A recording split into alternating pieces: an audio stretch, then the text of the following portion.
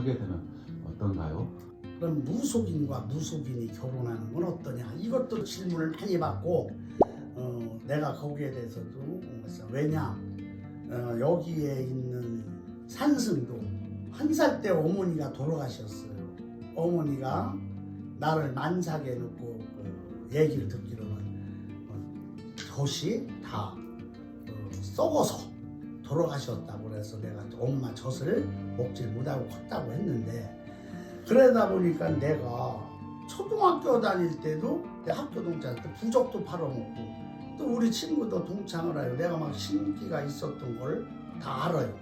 그런데 나도 역시 신에서 내가 수년을 고통을 받아서 이렇게 했지만, 그래도 무속인과 무속인끼리 결혼을 한다, 재혼을 하거나, 예를 들어서 무속인이 여자분이 가정을 갖고 있고 남편하고 자식하고 있는데 신을 받았어.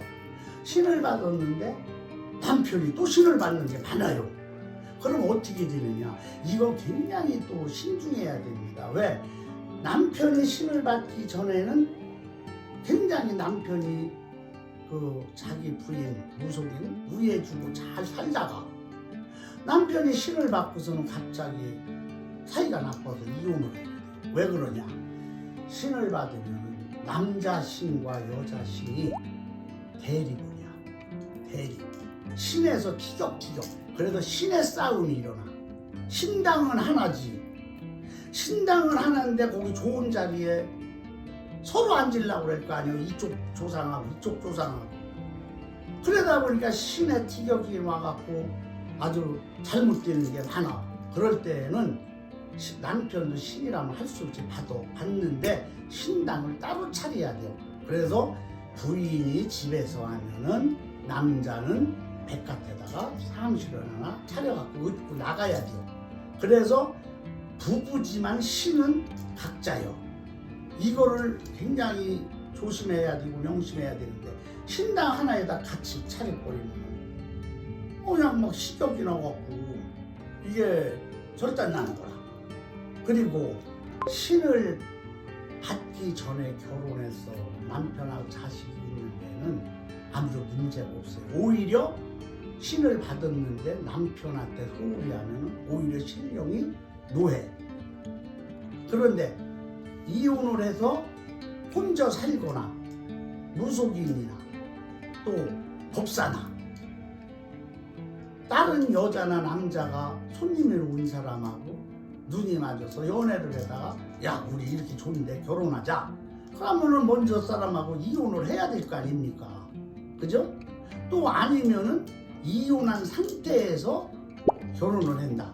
이거는 말이에요, 이혼한 상태에서 결혼하는 건 괜찮아요. 그거는 양쪽 조상이 다 합의를 봐서 괜찮아. 그거 합심만 해주면. 그런데 이혼을 하기 전에 남자나 여자가 생겨서 이혼을 하게 됐다. 그리고 결혼을 했다. 10명이면 8명은 파국이 와요. 나머지 2명은 성공하는 사람도 있겠지만, 왜냐하면 그쪽 신령에서도 가만히 있겠습니까? 그래서 그런 걸 신중히 생각해야 돼. 어떤 사람 혹자는 말하기를 무속인과 연애하면 로또 복권이 당첨된다, 이런 거는 상식적이죠. 굉장히 신성시리는 신령님하고 예를 들어서 내일 명산대천에 가서 저 사람이 와서 구슬하는 날이면은 뭐라고 얘기야? 제자들이 3일 전서부터 진짜 먹지 말고 꽁치, 멸치, 갈치 진짜 먹지 말고 부부지간에 관계하지 마라. 왜? 부정탄다. 이렇게 얘기하는데 하물며 신령을 모신 사람하고 연애를 하면 재수가 있어서 로또 복권 당첨될 게 아니라 부정을 하겠죠. 물정을 하겠지. 그죠? 그래서 결혼을 하고 나서는 다른 가정이 있는 상태에서는 안 되고, 가정이 없는 상태에서는 신령에서 또 애잔하게 인연을 맺어줘. 뭐 그런 제자들 봤어요.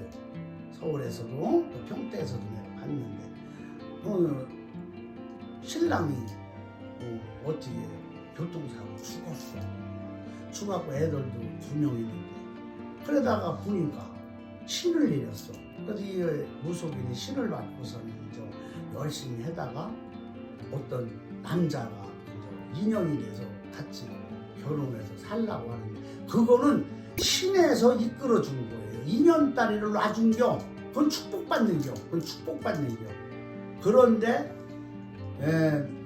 절대적으로 그 부인이 신을 받았어. 그러면 남편은 부인의 어깨를 만지는 걸 금해야 돼요. 왜냐하면 어깨 쪽으로다가 굉장히 신치자들은 영험함이 내리니까. 그래서 우리들은 저 무속인과 결혼을 하면 어떠냐 그렇게 내가 얘기한 거 잘 참조해서 이렇게 하시면 무속인의 집에 가면 경건한 마음으로 잡생각을 갖지 말고 이렇게 가서 하면 틀림없이 복을 받고 덕을 받을 겁니다. 감사합니다.